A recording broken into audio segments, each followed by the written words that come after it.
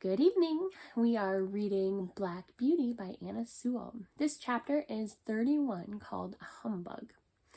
My master was not immediately suited, but in a few days my new groom came, and he was tall and good-looking, a fellow enough, but if there ever was a humbug in the shape of a groom, Alfred Smirk was the man. He was very civil to me, and never used me ill. In fact, he did a great deal of stroking and patting when his master was there to see it.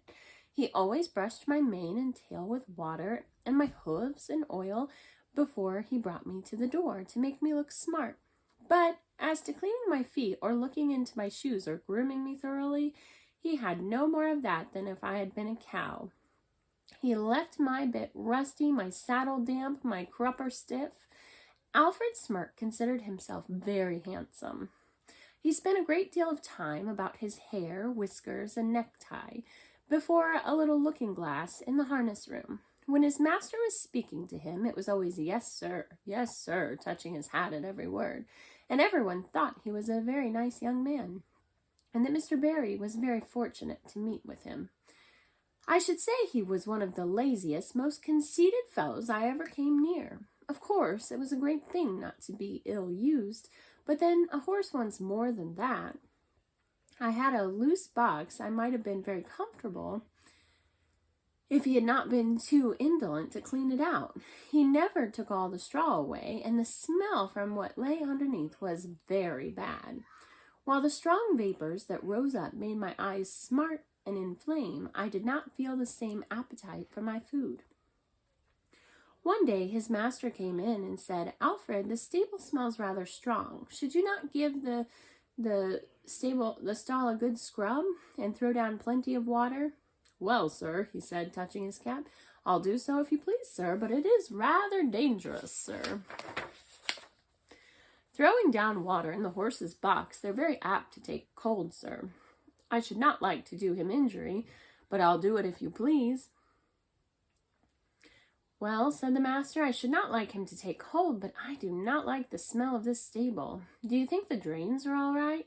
"Well, sir, now that you mention it, I think the drain does sometimes send back a smell. There may be something wrong there, sir."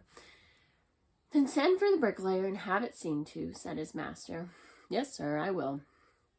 The bricklayer came and pulled a great many bricks and found nothing amiss, so he put down some lime and charged the master 5 shillings, and the smell in my box was as bad as ever. But that was not all. Standing as I did on the quantity of moist straw, my feet grew unhealthy and tender. And the master used to say, "I don't know what is the matter with this horse. He goes very fumble-footed, and sometimes I'm afraid he'll stumble." "Yes, sir, Alfred, I've noticed the same myself when I've exercised him."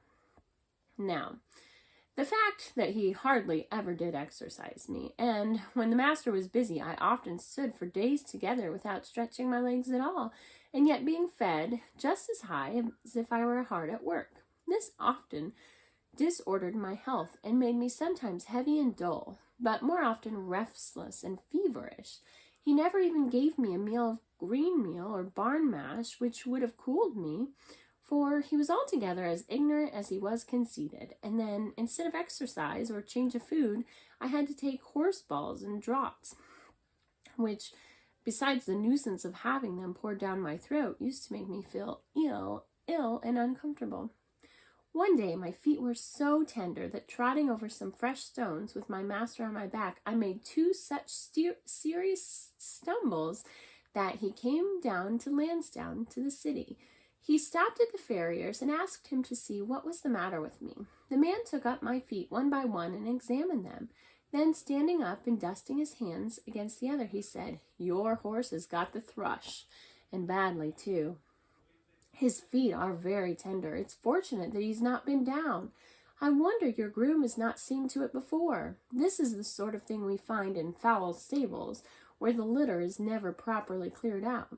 If you will send him here tomorrow, I will attend to the hoof, and I will direct your man how to apply the liniment, which I will give him." The next day I had my feet thoroughly cleansed and stuffed in tow, soaked with some strong lotion, and a very unpleasant business it was. The farrier ordered all the litter to be taken out of my box day by day, and the floor to be kept very clean. Then I was to have bran mashes a little green meal, and not so much corn till my feet were well again. With this treatment I soon regained my spirits, but Mr. Barry was so much disgusted at twice being deceived by his grooms that he determined to give up a horse to hire and decided to hire when he wanted one. I was therefore kept until my feet were quite sound, and then I was sold again. And stay tuned for part 3 of Black Beauty.